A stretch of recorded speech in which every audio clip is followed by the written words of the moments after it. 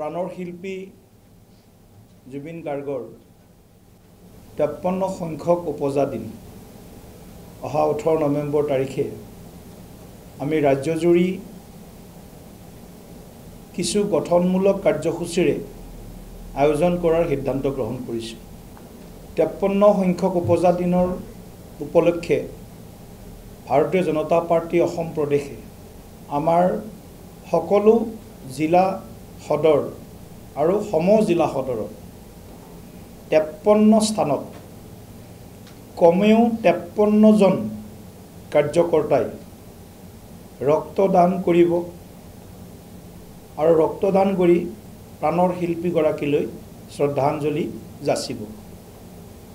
ইতিমধ্যে এই বিষয়লৈ দলে প্ৰস্তুতি পূৰ্ণ পৰ্যায়ত চলাই আছে। ইয়াৰ বাবে আমি আমাৰ বিশেষভাৱে যুৱ প্ৰজন্মৰ কাৰ্যকৰ্তাসকলক এই ৰক্তদান কাৰ্যসূচীত অংশগ্ৰহণ কৰাৰ বাবে আমি অনলাইন এখন ফৰ্ম ৰেজিষ্ট্ৰেশ্যন ফৰ্ম এখনো ইতিমধ্যে আমি আজি আনুষ্ঠানিকভাৱে আপোনালোকৰ জৰিয়তে মুকলি কৰিছোঁ। গুগল ফৰ্মত জৰিয়তে ইচ্ছুক যুৱক যুৱতীসকলে বা যিকোনো সুস্থ ব্যক্তিয়ে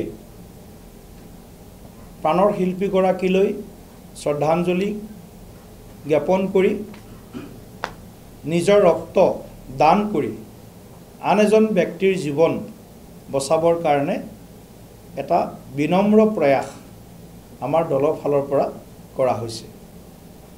এই ক্ষেত্ৰত 53 স্থানত ৰক্তদান শিবিৰৰ লগত ৰক্ত বৰ্গ নিৰ্ণয় শিবিৰ ব্লাড গ্ৰুপ নিৰ্ণয় যিটো কোৱা হয় এই ৰক্ত বৰ্গ নিৰ্ণয় কাৰ্যসূচীও আমি আয়োজন কৰিছোঁ। কাৰণ আমাৰ ৰাজ্যখনত যিমান ব্লাড বেংক আছে সেই ব্লাড বেংকত যিমান ৰক্ত সঞ্চয় কৰিব পাৰি বা ৰাখিব পাৰি সংৰক্ষণ কৰিব পাৰি সিমানখিনি ৰক্তদান আমি কৰাৰ কাৰণে আগবাঢ়িছোঁ। আপোনালোকে হয়তো প্ৰশ্ন কৰিব যে প্ৰতিখন জিলাত আপোনালোকে ন্যায় সমদল উলিওৱাৰ কথা আছিলে।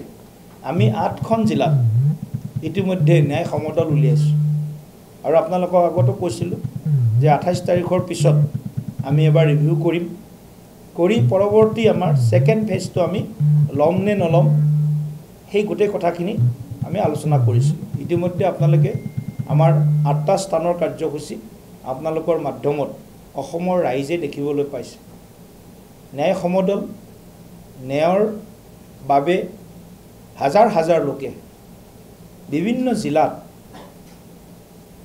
ওলাই আহিছে আৰু প্ৰাণৰ শিল্পীগৰাকীক শীঘ্ৰে ন্যায় প্ৰদান কৰিবৰ বাবে চৰকাৰৰ আহ্বান জনাইছে। গতিকে আমিও সেই স্থিতিত আজিও অটল আছোঁ যে চৰকাৰৰ দ্বাৰা গঠিত SIT, ওৱান মেন কমিশ্যন আৰু ন্যায়িক আয়োগ জুডিচিয়েল কমিশ্যন যি গঠন হৈছে তাৰ জৰিয়তে প্ৰাণৰ শিল্পীগৰাকীয়ে শীঘ্ৰে ন্যায় পাব লাগে। SIT দাখিল কৰাৰ লগে লগে ন্যায়িক প্ৰক্ৰিয়াটো ক্ষীপ্ৰ কৰাৰ বাবে ফাষ্ট ট্ৰেক আদালত ঘোষণা কৰিব লাগে, গঠন কৰিব লাগে আৰু ফাষ্ট ট্ৰেক আদালতত সমগ্ৰ ন্যায় বিচাৰ প্ৰক্ৰিয়াটোক আগবঢ়াই লৈ যাব লাগে। এইখিনি আমাৰ প্ৰাণৰ শিল্পীগৰাকীৰ প্ৰতি ন্যায় বিচাৰি আমাৰ আবেদন